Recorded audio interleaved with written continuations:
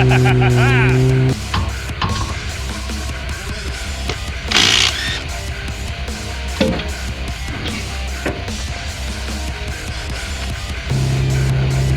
blackout.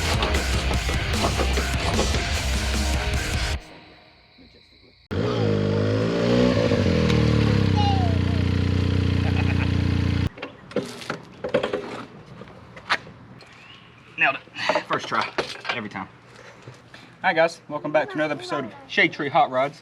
Today it is finally time for the maintenance, the first maintenance on our Benelli TNT302s. So I finally got my 650 miles in, or close enough, and we're gonna change it up. Let's go. All right, first things first.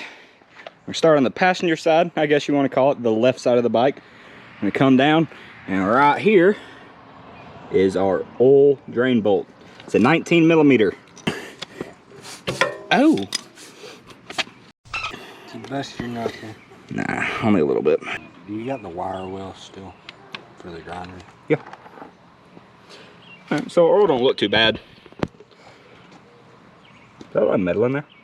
It's just breaking. Okay, good. I got it scared. That's Hey. normal. Down. It'll happen the next couple oil changes and be less and less and less. Yeah, I think the next one's only 900 miles. So, but I can full rev it now, so. Ugh. Well, We're not gonna be able to get in until 8. that looks like any sees. Like any sees. This is metal.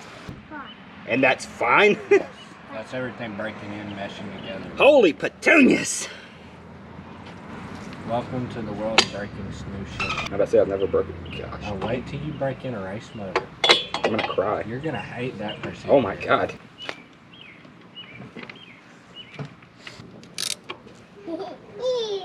Yeah. Ew. Alright, so the next step of any important oil change, or any oil change for that matter, is the oil filter, and here it is. So there's a ton of fasteners to take off this bottom piece, and I don't want to do it, so we're going to take the very, very lazy way, and we're going to take some paper towels and just stuff it under here in that plastic area, so that whenever I do take the oil filter off and it leaks, it's going to go here. Oh, she's on there. They fix it? Ah.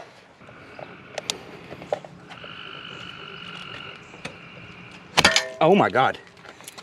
It won't even come off with this. Ah.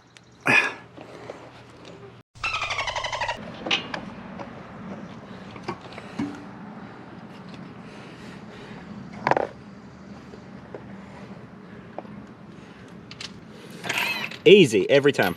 All right, fellas and ladies, we have reached a very important juncture in our work today.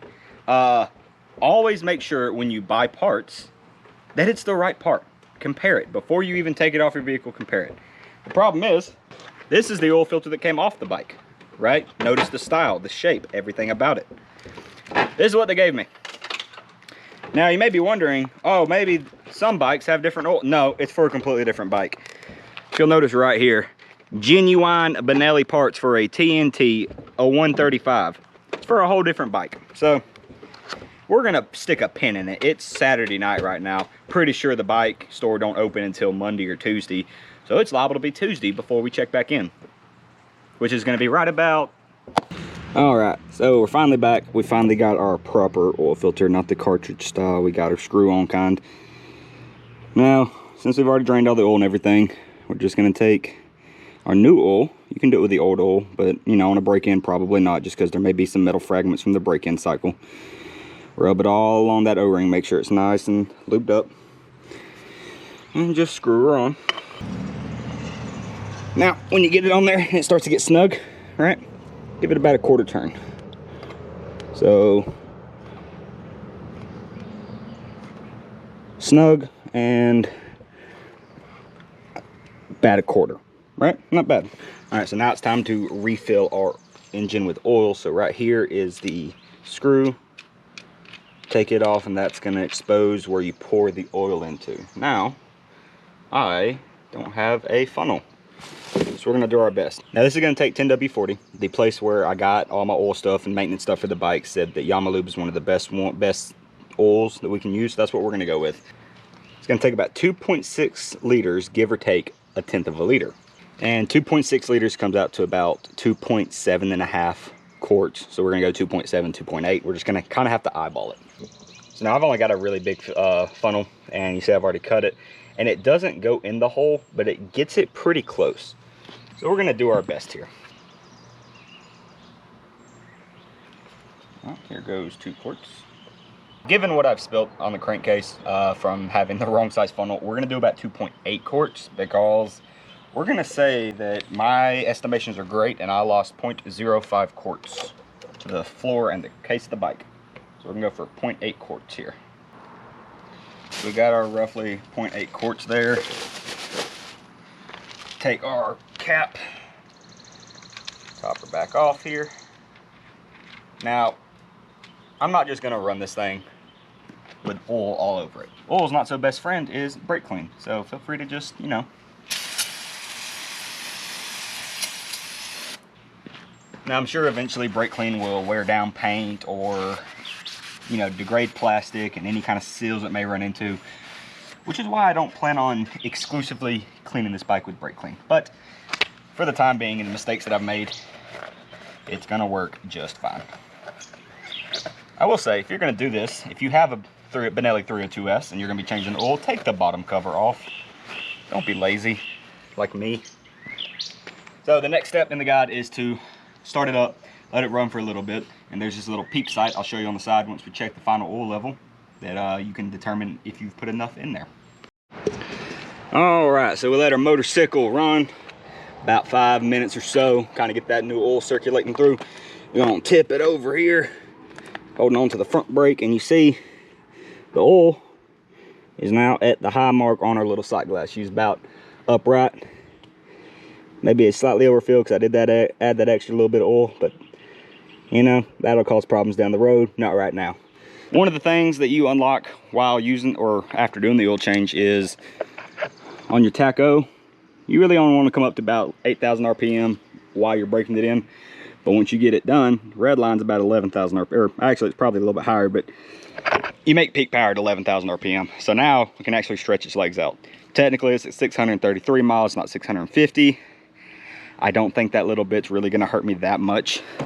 But there are a few key details that I would like to point out for the next time I'm gonna do this and whenever you do it. Number one, take the bottom tray off of the oil, like to get to the oil filter and everything. This right here, I was lazy.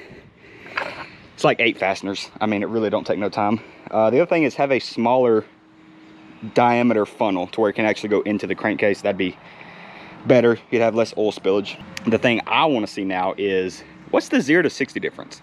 Because on the introduction to this bike, you saw it was about 11 seconds. Well, now that I can rev it out another 3,000 RPM in each gear, I think it can go a little bit faster. Maybe, I'm gonna take a guess here and say we can get closer to 10 seconds. So let's see how that looks.